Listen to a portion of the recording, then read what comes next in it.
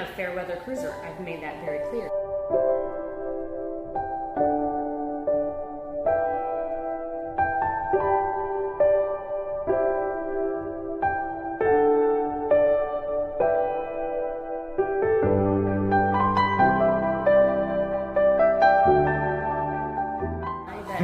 I think we're just going to sell the boat here. I'm just going to fly home. Like, that's it. I'm done. I can't. Last week we mentioned a scary situation that we were in, and we decided that we are going to share it with you. It is part of our journey. Honestly, I'm still pretty shaken by the whole situation. And I want to make sure that we are never, ever close to being in that type of situation again. It was not fun, and I do not want to have to repeat that.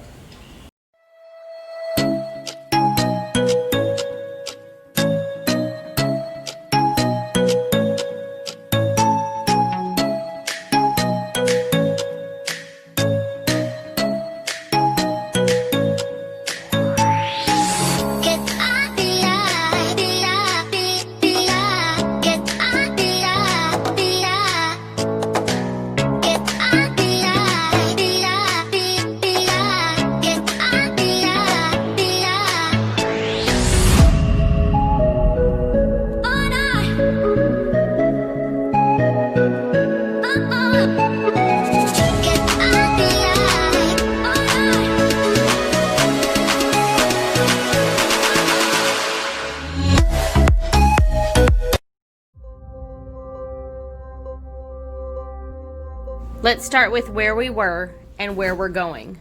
We anchored out on the west side of Big Major Cay in the Exumas. We were near Staniel Cay. We crossed over from the Exuma Bank to the Exuma Sound at Gallett's Cut and continued 3.5 hours south to the Great Exuma Island. So now we want to talk about why we chose to leave our anchors there at Pig Beach, Big Major Cay, up there by Staniel Key. The first reason was weather. We had bad weather coming in, and it wasn't just like a day or two of bad weather. It was supposed to blow, 40-mile-an-hour winds? For about a week and a half. Yeah. So as far as our thing went out, which I think is 10 days, yeah, it was going to be ugly, really ugly. The second reason was our generator. The generator finally stopped running on us. And without that generator, we can't charge batteries, we can't make water, we can't do anything that takes 110, run ACs, run the microwave, any of that kind of stuff. We don't have solar. Yeah, we don't have solar to charge the batteries like Joanne said, so it's a big deal for us. We could run our engines, but then you're running these big engines just to take forever to charge the batteries, and that's not right. We were also having an issue with the batteries, and what I mean by that is the way I hooked them up, I had an automatic charging relay that was just having issues because of the generator, I think, may have fried it. And so even our engine start batteries were getting drawn down. And I needed to get somewhere where I could fix all this. I needed to rewire the batteries so that they were separate. I needed to address the generator issue. I had to diagnose it. I didn't even know what was wrong with it yet. And then if I needed parts, we're going to have to wait for parts to get shipped in. So we needed to be in a marina, and so there was a marina at Staniel Cay, and we chose not to stay there because it was like $200-300 a night. Yeah, it was almost $300 a night, I think. And it was so expensive. So the other thing is it wasn't well protected. Right. It really wasn't, and there wasn't a lot of services there that if I needed something. Provisioning, they had some food there, super expensive. Everything is just more expensive there. So we chose to move, it was about 6-7 hours south to Great Exuma. And there's a marina here called Emerald Bay Marina. It's part of the Sandals Resort down here. Much more affordable for long term. They have a break if you stay more than 15 days. It's a much better price. Also, we could get stuff shipped in. Yeah. It's a major area.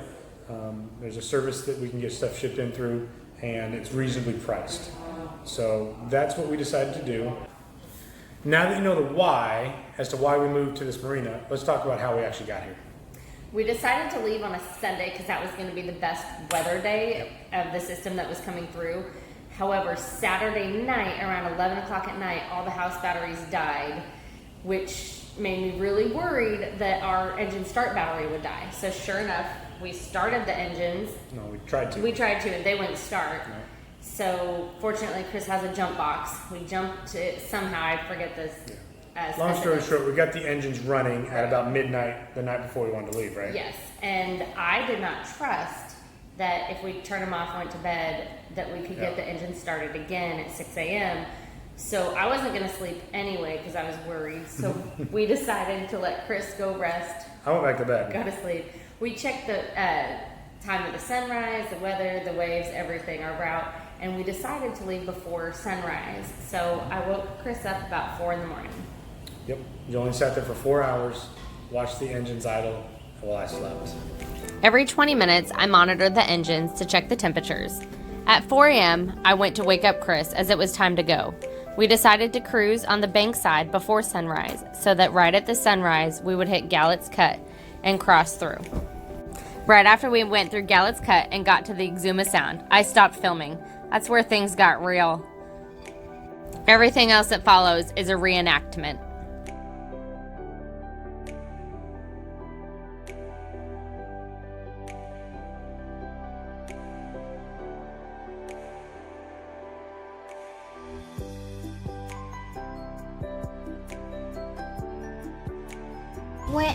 I thought when I woke up and the boat was rocking a lot that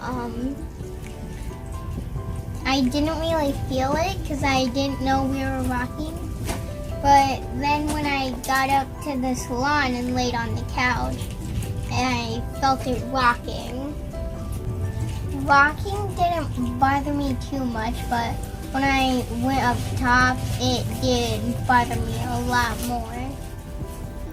I went to check on the boys as they were starting to wake up, and honestly, I got frozen in fear and I sat on the stairwell holding on. While Chris came down and yelled, he needs me to come take the helm so he can go check the anchor that just broke loose.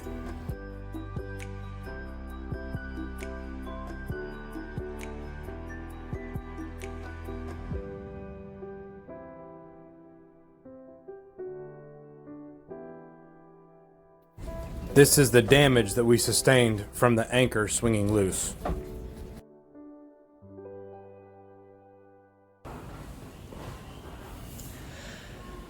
Maybe 5 minutes after going through the cut, we realized that we may have made a mistake. It was very clear that this was not the 2 to 3 foot seas that were predicted for that day. Bayside was gorgeous. We came through that cut and we got nailed after we got through the cut with easily 10 foot seas. We were stuffing the bow. It was rough. It was so bad and they were so big, I didn't feel comfortable enough turning the boat around. People have said, why didn't you just turn around? I was afraid if I took one of those waves sideways that it was going to be catastrophic. And we were going into them. It was super uncomfortable, but our boat is designed to handle that. So you can see the damage from the front of our boat. Honestly, I feel fortunate that that's the damage that I got. Because the bow of the boat's up here and our anchor sits on the top. And if this is the water line down here, that chain was hanging down right at the water level. And so every time the boat would come up like this, the chain would come out with the anchor and it would crash down. It would just swing into the front. Luckily, it wasn't the tip that was hitting, it was the side of the anchor. And so it really could have been much worse. As we're hitting that, I'm thinking we're going to poke a hole in the boat. I thought we were going to sink. And there's going to be a major problem. 10 foot seas. I spent probably 10, 15 minutes figuring out. At one point, I'd gotten it kind of pulled up, but I couldn't get it leveraged to get it through, so I had to drop it back down. And it was What did you end up doing? I ended up tying a bowline around a line, dropping it down. We've got that roll bar on the anchor, and that was right at the water level, so I could drop this line down. I timed it and dropped it right through that, and then the water sucked it through, so I was able to put 10 feet through, cleat that end, and then grab the boat hook and reach down and pull that line that I just dropped through. Then I could pull that line up. Again, I couldn't get it through our railing because of the space and the size of the anchor, so I cleated that other end. So I've got it cleated, tied to this one cleat, and it's sitting on the side, backwards, sideways, cradling. So there is a little bit of damage from that, but it basically secured it so it wasn't poking holes in the boat. Because this happened again the first 10, 20 minutes I was going to say cruise? probably 15, 20 minutes in. We were at the point where like, this is horrible. Yeah. Jolene's checking on the boys. Everybody's getting up. We're getting everybody situated because this is going to be a bad next 3 hours, we figure. Yeah. and then that happens. So we knew if 3 hours continued like this, No, that was. it would be devastating. Yeah, So Chris fixed it. We had to do something. It was no kind of option. looked a little white trash, just kind of sucked up on the side, but it was secure and it was fixed. And don't forget, we have a torn bimini top from the previous week. Yeah. And I think we have laundry out still. We came in with a side full of laundry. I don't know how it didn't fall off the boat, but it managed. The remaining 3.5 hours cruising continued much the same way. We all found a spot to sit, hang on, pray, sing, and as a family, we began the slow countdown of the remaining miles. We started at 23 nautical miles to go. It seemed like it would last forever, the longest passage. We crashed, rocked, rolled, more than I ever expected.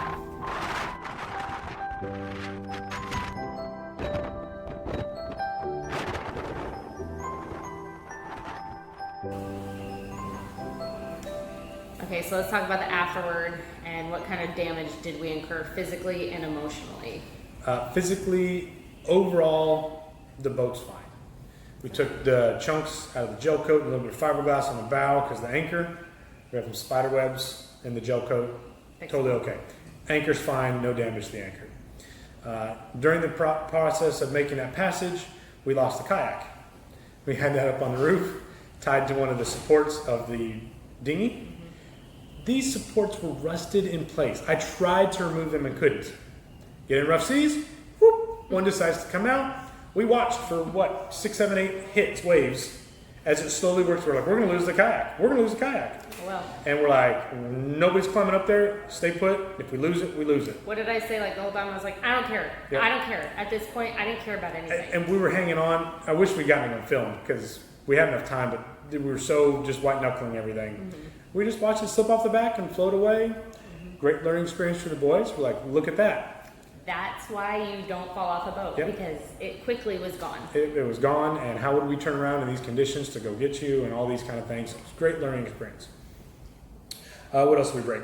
As we're coming into the marina, we had to go turn and come in, and so the waves were broadside to the boat. And so we took 3 sets of waves 3 10-foot waves. that rolled us to the point where our rub rail and our gunnel was touching the water. And that's the most we've ever been rolled over. And we heard everything go crashing down. That's probably where we sustained the mess of the boat, really. Poor cats. Tiger was sitting in his stairwell where he always sits. Cheddar was, the whole day was sitting on the couch. We heard a crash, and then we heard like this death meow from the cat, which was Cheddar. And, of course, Caleb loves his cat, wants to go check, and we're like, you stay put. Don't move. We've got one more wave, and we're in the marina. We get in, we get tied up. We turn around and look. Both cats were fine. They came up. They were okay. Cheddar had a look on her face that something was wrong. We walked down in. Our whole couch had tipped over and was dumped over. So the couch tipped over on the dang cat. And it was just a mess. It was an absolute mess everywhere. Was there any other damage I'm missing? The dinghy, because the support, our supports that hold the dinghy have like nice little padded things. One of them broke. Things broke, so it was just like the metal bar. Yeah. And we have a metal floor dinghy with inflatable around the outside. And it was hitting, we did make sure it was hitting not on the inflatable part, but it hit on the aluminum bottom. Mm-hmm. And we've got a spot about that big where it's just gouged and rubbed. It didn't puncture it, it's just ugly. Now, props to our Highfield dinghy because it did manage to survive all those crashes and dings and hits, and it still floats. And I thought I had tied it, secured it well. No. It was flapping, flying around. So I was afraid at some point we were going to lose the dinghy because all the ropes would rub off and chafe through. Yeah, we did I ended up laying on the deck on the upper roof just to put a line through one of the handles and bring it back and tie it to our arch just as a precaution. Ended up not needing it, but I can't afford to lose a dinghy. That's our car. That's our if something happens to the big boat. But like I said, halfway through passage, I was like, I don't care. Let the dinghy go. We're not going after it. I don't care. I didn't care. Well, I had to secure it to make sure. We need a dinghy. And then we also had one more thing inside that's damaged. The composting toilet. We'll show you that. So speaking of our composting toilet, figured now would be a good time to update you since we have had the composting toilet for about 4 months now. And a lot of people asked us how we like it. And one of the things that broke underway was not the toilet itself, but this drain, this vent pipe. I don't know if you can see that down there. And this goes down under, and then it comes back up, and then it vents out overboard. We reused an old through hole that was low to the water, not underwater, but low to the water, and it filled up with water. As we're rocking back and forth, the hose filled up, came all the way up to here, and this part right under here is the fan that vents it out. And so that is waterlogged and bad. So for the last several weeks, as we've been here after this bad passage, it has not been working, and the fan hasn't been working. You've got to have that fan working, otherwise this really starts to smell. So we did like the composting toilet. We're still trying to figure out exactly how much coconut coir to put in. Yeah. As a family of 5, we last 1 to 2 weeks. I would say 1.5 to 2 weeks. 1 week is great. If it goes 2 weeks, it's like, oh, then it's starting to get a little yuck. We have to empty the pee bucket every 2 to 3 days. I'd say every other day, yeah. But I love it. I love the composting toilet because it doesn't use water, and we're not worried about if a marina or somewhere has pump out or whatever. Nature's Head was really great though. When I called them the day or two after we got into the marina here, told them about what happened, they immediately just said, no problem, let me send you 2 fans on us, no charge. So that was really, really great. Yeah, we're really excited. We're actually still waiting for those fans to come in, so we're using the toilet without fans, which is causing some gnats issues. So everyone that says, do you get gnats with your composting toilet? Normally no. Yeah, the fan is huge. You got it. Once the fan works, Right. it was no issues and really was no smell. We can update again in a couple months once we get this issue fixed and confirm that was the issue, but I'm pretty sure that's it. They designed it to work this way, and when it's working properly with the fan, No problem. that's really the only moving part. Let's talk about the emotional toll, because it took an emotional toll Yeah. on my wife. So not only had I been up since midnight the night before, I haven't slept at all. I'm a fair weather cruiser. I've made that very clear. I am only a fair weather cruiser. So the fact that I had to be in those conditions, it shook me to the core. I usually, when we hit waves and I don't like it, I'm like, grass! And he's like, there's nothing I can do. This time, I didn't say anything. It was dead silent. So you totally went internal and just breathe. I would sing hymns. I'm sorry. I would scream hymns. Yeah. I got mad a couple times at God, kind of yelled at him, just calm him. Because again, our conditions were forecast to be way different than they were. So this was very unexpected for us. So when we got to the marina, I just remember thinking, you know, I don't like to fly, but I think we're just going to sell the boat here, and I'm just going to fly home. Like, that's it. I'm done. I can't find myself in those conditions again. But it's been a few weeks, and my adrenaline has settled down, and I still love living on the boat, but we will much closer watch weather and conditions. Yeah. Well, now that we've been here, we've seen good weather and bad weather in this, and we can go out in the good weather. Some people might ask, why did we have to move that day? And we had weather coming in, we had all this other stuff going on. We had a bad decision, and I think we had a worse decision, and we just chose the best we could. And that's one thing you got to understand is when you live this life and everything's dependent on the weather, you just make the best choice you can, decision you can with the information given at the time, and you go for it. The lessons we take away from that is the first one is be prepared. Always be prepared. I'm a fair weather cruiser, but I was prepared. Yes. For what we went through. Yeah, we had, well, not emotionally you weren't. I'm never emotionally prepared. But we had our ditch bag. We were never we were what, half mile from shore, quarter mile, we were up pretty close to shore the whole time. We could always see land. And actually, if something happened and we had to ditch, it would have pushed us to shore, which is nice. One thing we were not prepared with was our life jackets. We always keep mine and Chris's life jackets in the dinghy. So we're wearing life jackets that don't fit us properly. we still had them on, but they weren't ours. So our life jackets were in the dinghy, and that's something. And that's up on the roof, and we're not going to go up there and get it. Lesson learned. It doesn't matter if it looks like crystal glass clear water. I'm Have putting that life jacket. all your gear ready. Yeah. We did a good job of having emergency gear. Where we stowed that, it was even in these conditions we could get to it. Yep, that was good.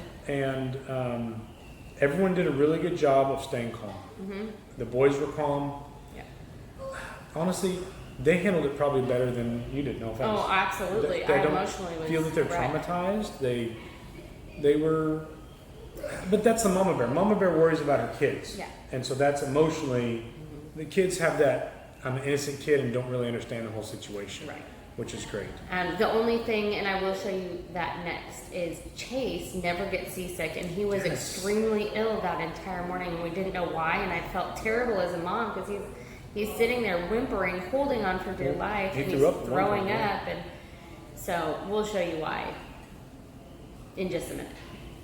But the second thing that we learned is store, secure, like look like a nerd with all your stowing, because we had not secured things really. We stowed with the way that we've stowed stuff with our experience of the weather we've had. And then we've done this actually a couple times now, where we're like, okay, that didn't work, and we put a strap here or move this over here now. And it's like every single time we get a little worse weather, we find more and more stuff that we forget about. The anchor needed to be secured. Yeah, better than I now have a hook that hooks onto that anchor and ties to a cleat. So what happened was it kind of popped it to where it came off of our windlass and came out of the chain gypsy and fell until it got stuck. It actually got wedged in somewhere, and that's what caught it. And so grateful it didn't lose all 200. yeah, otherwise it would have just chain. kept going until someone grabbed it, or it got caught like it did, or it went all the way to the end. And because we were in a couple thousand feet of water, so it would not have hit bottom. no, it would have just disappeared, and hopefully it wouldn't have taken out the running gear at the same time. You know, Right underneath the boat. Oh my gosh! Don't even get me started on the what ifs. So super grateful that it got caught the way it did, and that I was able to get it pulled up.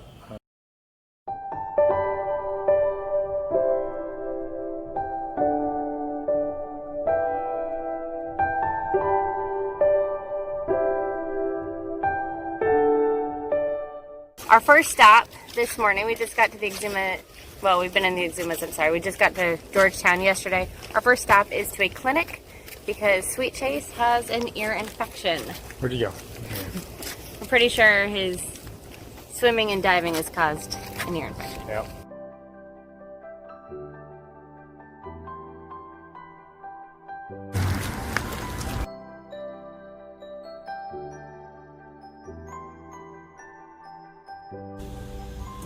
I went to the doctor. Turns out I have an ear infection in both ears, not just my left one, which is the one that hurts. And what'd they give you? Some type of medicine that hurts ear infections. I don't know what it's called. And do you feel better? A bit. Very good. Kinda. We made it to Great Exuma. It was tough getting here, but we made it. So next week, we're going to show you the marina. We're going to share with you some of the beaches and the sights and the things we've got here in the island. And we get to show you what it's like to be in the Bahamas on lockdown. Thanks so much for watching. Make sure to hit subscribe if you haven't already. Yep. Like the video, share it with your friends. Leave us a comment. Chris answers all of those comments for us, and he loves to get feedback from you. So once again, thank you, and enjoy the day.